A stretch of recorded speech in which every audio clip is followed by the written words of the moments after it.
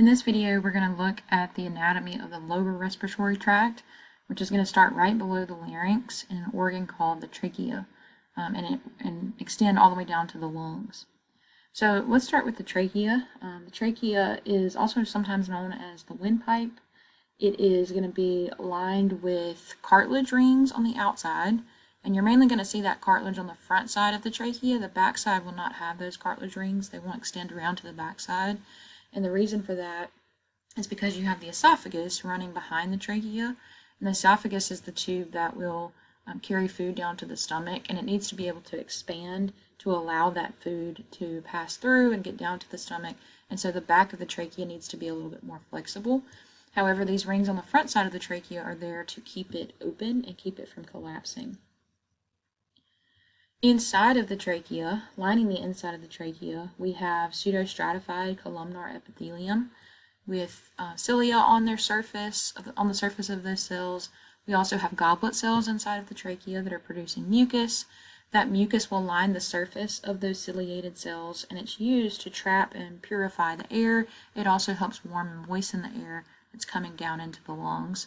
But purifying that air by removing particulate matter is one of the main functions of that mucus, and the cilia that are present on those pseudostratified columnar epithelium will move in a wave-like pattern and help push that dirty mucus up into the pharynx, where it can be swallowed and sent to the stomach and digested. Now, down at the base of the trachea, you will see that it forks in two directions and forms what are called bronchi. These bronchi are what will enter into the lungs to carry air down into the lungs, and you'll see that those bronchi will keep dividing or splitting in multiple directions as they enter into the lungs, and we'll look at that a little bit more closely in a later slide.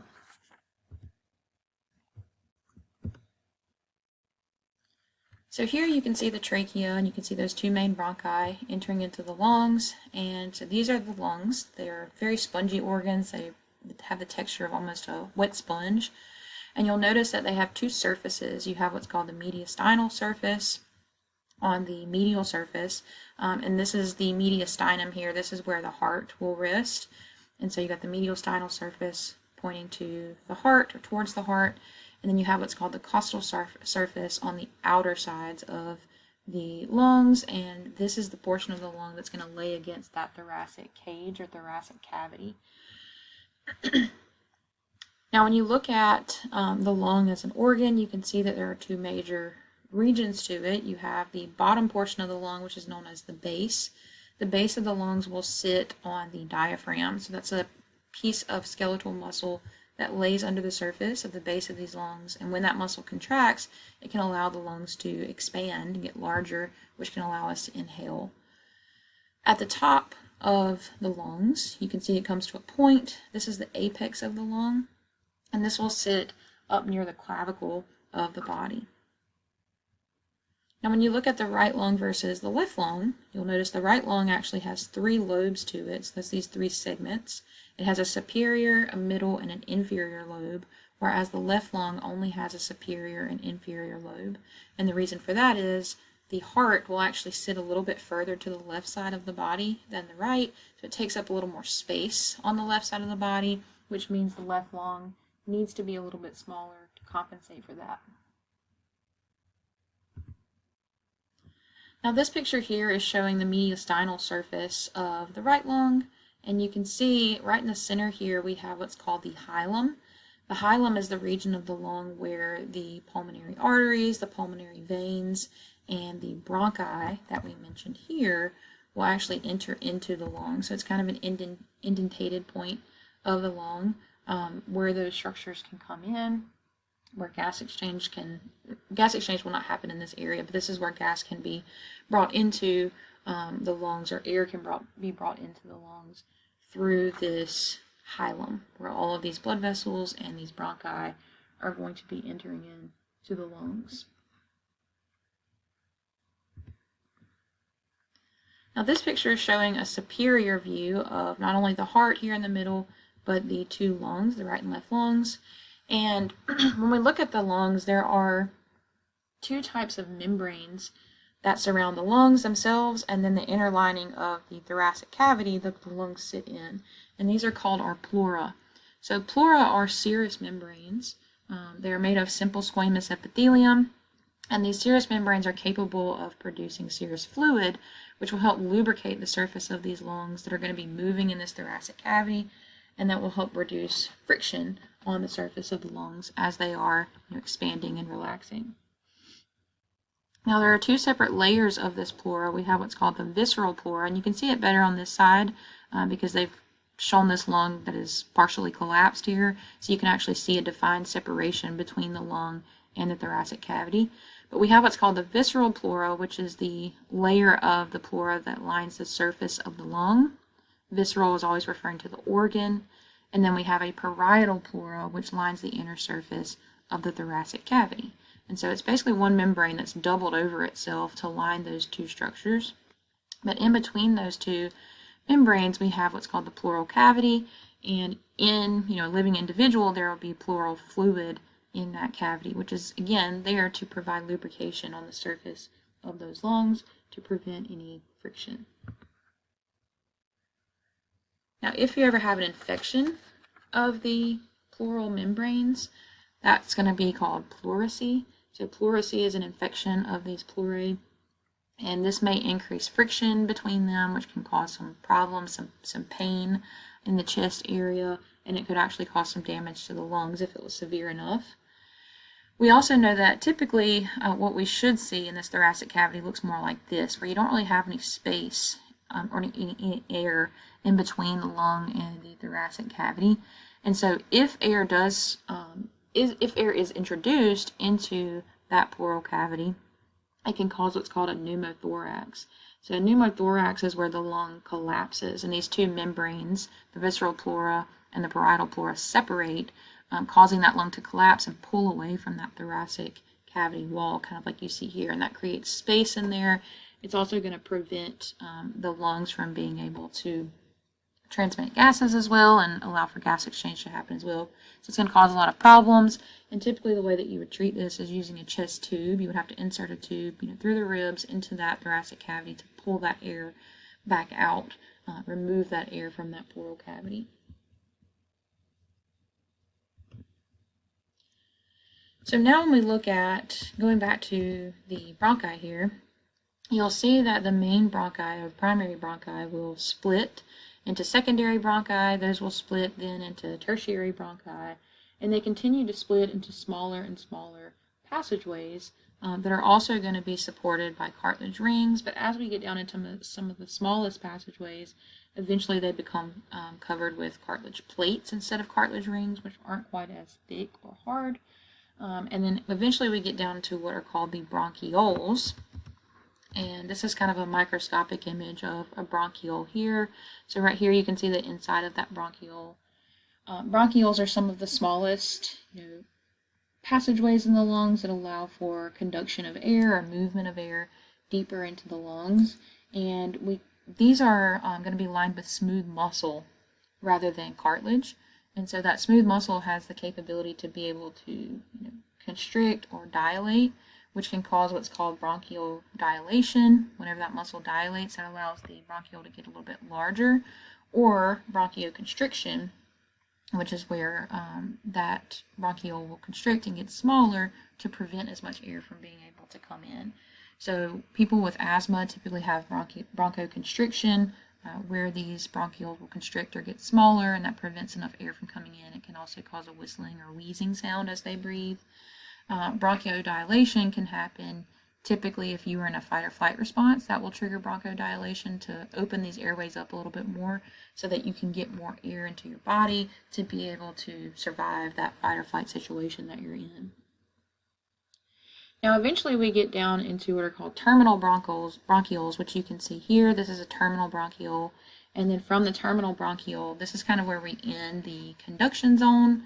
The conduction zone is purely used to move air deeper into the lungs. It's not going to allow for any gas exchange. But once we get past the terminal bronchiole and get down into the respiratory bronchioles like this one here, you'll see that there's no more smooth muscle here. It's just a very, very thin membrane forming this respiratory bronchiole. So you will have a little bit of gas exchange occur from these respiratory bronchioles, and that's where we start to see what's called the respiratory zone rather than the conducting zone. Conducting zone just helps warm, purify, and moisten the air, but once we get into the respiratory zone, this is where we start to see actual gas exchange between the blood and the lungs.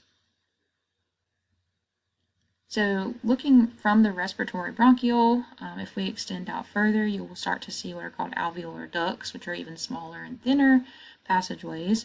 And then those alveolar ducts will empty into alveolar sacs. Now, an alveolar sac is like a cluster of grapes. It looks like a cluster of grapes. It's basically just a cluster of alveoli. Those are the little individual grapes or little individual air sacs that are made of simple squamous epithelium. And this is where most of the gas exchange is going to be occurring in the lungs. So here you can see those terminal bronchioles entering into the respiratory bronchioles. Again, those would pass through the alveolar ducts and then enter into the alveolar sacs. So this whole thing here is an alveolar sac. Looks like a cluster of grapes. Here's another alveolar sac. Here's another. And if you look inside of the alveolar sacs, you'll see each individual structure making it up is an alveoli, which is made of simple squamous epithelium, and surrounding it you can see a capillary bed surrounding every single alveoli. So again, this is where gas exchange is going to be occurring in the lungs. So here's a closer look of an alveoli. Here's one singular alveoli here with blood capillaries surrounding it, so you can see the red blood cells in there. And you'll notice that each membrane, both the alveolar membrane and the capillary membranes, are both extremely thin. They're made of simple squamous epithelium, and if you look down here you can see it where we've zoomed in on a little bit. So simple squamous epithelium making up both of these membranes, and their basement membranes are actually fused together. So that gives us our very, very thin respiratory membrane, which is going to be used for gas exchange. It's going to allow those oxygen and carbon dioxide gases to be able to diffuse through that membrane very quickly and easily. Now down in the sacs of the alveoli, a couple of other cells that you will see down there are the great alveolar cells. These are also known as surfactant cells. These produce surfactant, which is this kind of thin, almost mucousy type liquid that's going to line the inside of these alveoli and prevent them from collapsing whenever you exhale or remove air from the lungs. Now, premature babies, if they're very premature, a lot of times these alveolar cells are not fully formed yet, and that can prevent them from producing the surfactant when they are born, which can cause their lungs to collapse upon their first breath. And so typically that would have to be treated in premature cells. They would have to give them some type of artificial surfactant, and they would probably keep them in an incubator on oxygen for a little bit of time, long enough for their bodies to kind of take over the role of producing those alveolar cells. Second type of cell we see down in the alveoli are alveolar macrophages. So these are white blood cells, kind of like we talked about in the lymphatic system, that are there to help eat and digest any type of particulate matter that may get down into these alveoli, or any bacteria or other types of pathogens that may make their way down into the alveoli. Now, a couple of disorders associated with these air passageways in the lungs.